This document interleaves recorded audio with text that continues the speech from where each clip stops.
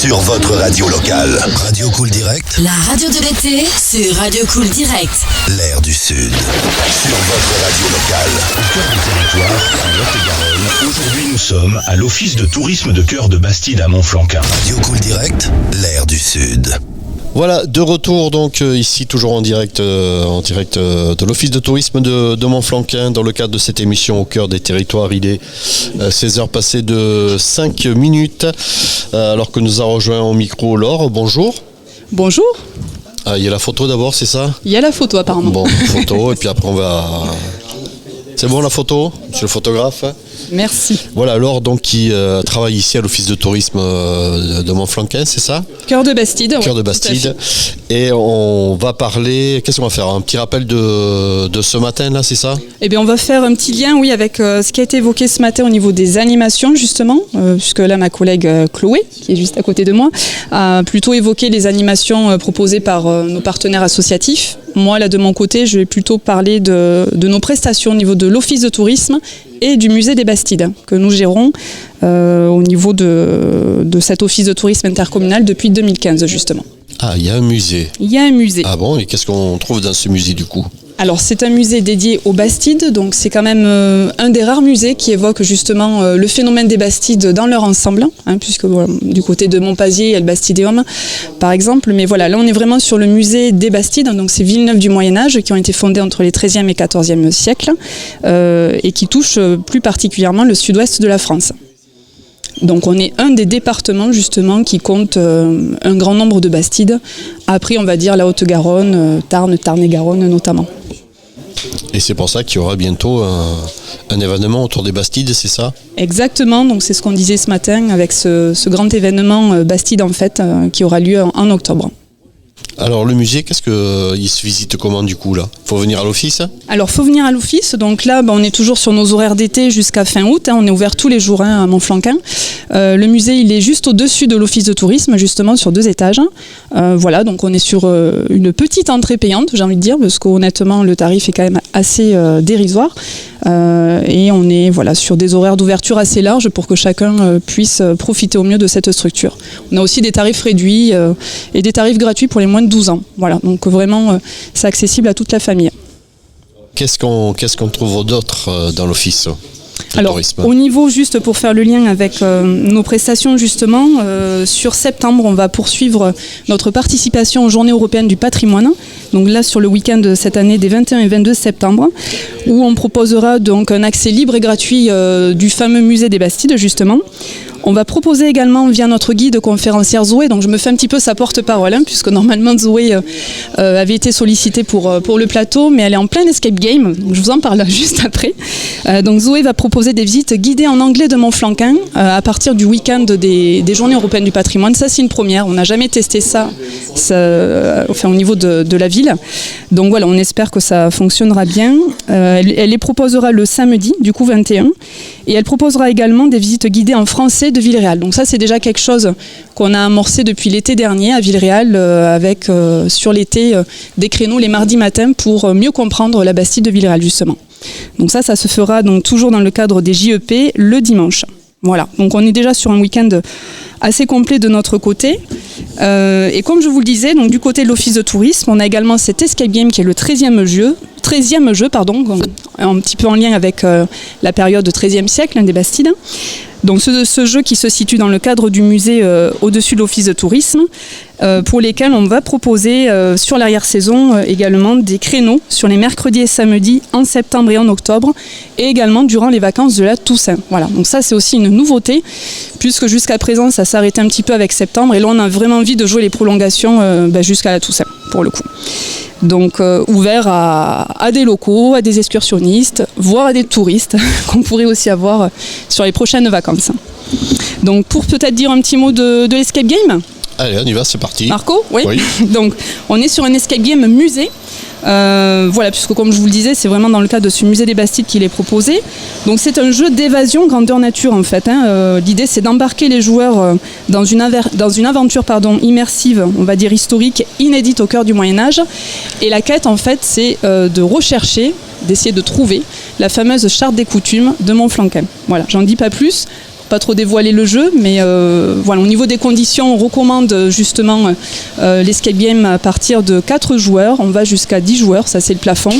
Et je le précise également, parce que ça a quand même son intérêt, on est sur un tarif qui reste relativement bas par rapport à d'autres escape games qui existent dans le coin. Là, on est sur une entrée de 10 € par personne. Voilà, donc les réservations peuvent se faire en amont via notre site internet ou auprès de l'office directement. Alors du coup, il faut réserver à l'avance ou pas ? Ou comment ça se passe ? Vu qu'on va proposer certains créneaux, effectivement, donc ça, je ne suis pas encore là en mesure de vous détailler les créneaux en question, mais effectivement, nous, on conseille fortement de réserver, puisqu'il n'y aura pas non plus X et X créneaux de proposer. On est sur 1 heure de temps, à peu près, voire un petit peu plus. Bon, on essaie de respecter la règle de l'escape game, qui est quand même de résoudre différentes énigmes, casse-tête, dans un délai, on va dire, d'1 heure, et qui, en plus, est encadré par Zoé, donc qui peut délivrer certains indices en fonction de l'avancée des joueurs. Donc c'est quand même un accompagnement qui est assez propre à notre escape game à nous, et donc il y a évidemment on est plutôt sur un fort intérêt au niveau des réservations pour ce jeu. Enfin, c'est ce qu'on recommande, ce que je veux dire. Allez, on est avec Laure de l'office tourisme Cœur de Bastide ici à Montflanquin. On fait un petit peu le tour de cet office de tourisme, oui, où on trouve notamment une boutique.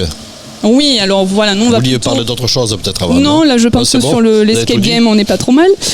Oui, effectivement, au niveau de cet accueil particulièrement à Montflanquin, on a voulu développer, si vous voulez, depuis l'été dernier, un espace plutôt dédié à des producteurs partenaires de l'office de tourisme, et surtout une véritable vitrine de notre terroir. Voilà, donc on parle plutôt de vitrine de terroir que de boutique, parce qu'on n'est pas là pour faire de la concurrence aux boutiques existantes.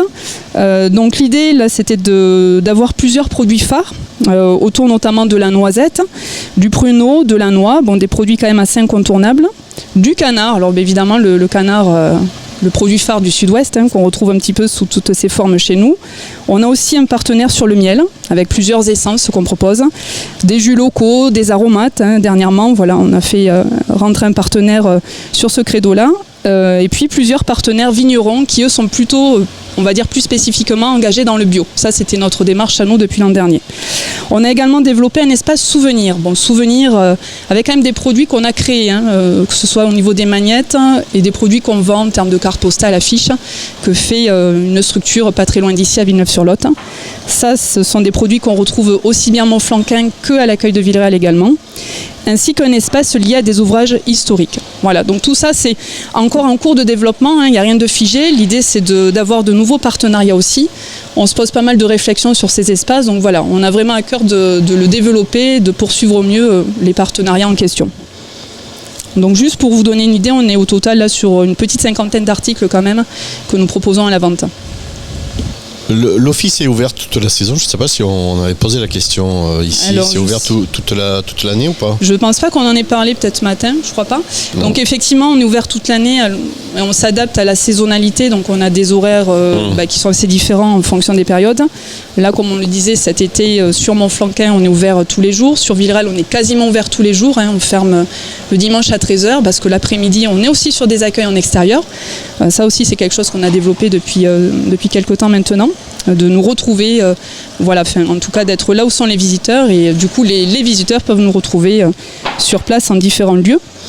Donc voilà, je ne sais pas si vous voulez qu'on dise un mot des horaires à venir. Sur septembre, on va quand même être assez largement ouvert encore, puisqu'on sera ouvert du lundi au samedi, et à partir d'octobre, on sera ouvert au niveau des accueils du mercredi au samedi, et ensuite arrive la hors-saison où là c'est encore un petit peu plus différent, évidemment.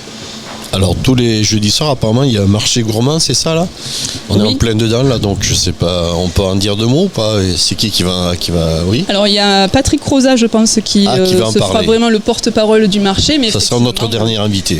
On est encore sur les marchés le jeudi soir là jusqu'à début septembre. Et ça se déroule comment ? C'est quoi ? C'est les marchés de producteurs ? Oui, on est sur des marchés labellisés. Nous, on est sur 3 marchés de producteurs de pays qui concernent notre territoire. On a Cancon, où il y avait quelques dates de proposer. Villeréal, évidemment, le lundi soir et le jeudi soir, Montflanquin. Où Villeréal même joue un peu plus les prolongations sur les 15 premiers jours de septembre aussi. Voilà. Donc l'idée, c'est de retrouver des producteurs exclusivement du secteur, ou en tout cas du département, pour déguster des spécialités locales justement. Dans une bonne ambiance à chaque fois, puisque vous avez des tables et des chaises dressées. Et puis des groupes locaux. Là ce soir c'est Pascal Châtel, donc je pense qu'il va y avoir du monde. Pour le coup. Ah oui, c'est un cousin de Philippe alors. Je ne sais pas s'il est cousin de Philippe, mais en tout cas, il a du succès. Bon, mais c'est déjà un grand pas. Merci Laure. Alors juste peut-être pour conclure, Marco, si c'est possible. Ah oui. Par rapport à nos objectifs aussi à venir sur la hors-saison, donc on a aussi à cœur de poursuivre ce travail, comme je vous le disais, avec les socio-professionnels, sur plusieurs réflexions incontournables. Donc que ce soit sur la promotion de l'offre touristique, le développement justement des produits divers, mais aussi sur la qualité de l'accueil, puisque de notre côté, en mars, on a initié un premier grand rendez-vous Cap Accueil avec les partenaires. Et on souhaite que d'autres réflexions aboutissent aussi dans les prochains mois. Voilà. C'est-à-dire qu'on cherche toujours des nouvelles idées ici à l'Office de tourisme. On cherche des nouvelles idées, on cherche à se renouveler aussi. On est pour cela bien accompagné par une structure qui s'appelle la MONA, qui est la mission des offices de tourisme de la Nouvelle-Aquitaine. On est bien accompagné par la DRT, par le CRT également, par toutes les fédérations, on va dire, qui nous représentent. Donc l'idée, évidemment, c'est de ne pas rester dans notre coin et de toujours être dans de la réflexion, dans de la prospective. Voilà, c'est notre objectif. Eh bien, merci Laure d'être passé au micro de Cool Direct. Avec plaisir, merci à vous. De l'Office de tourisme Cœur de Bastide ici, dont on fait une pause musicale et puis on va recevoir notre dernier invité.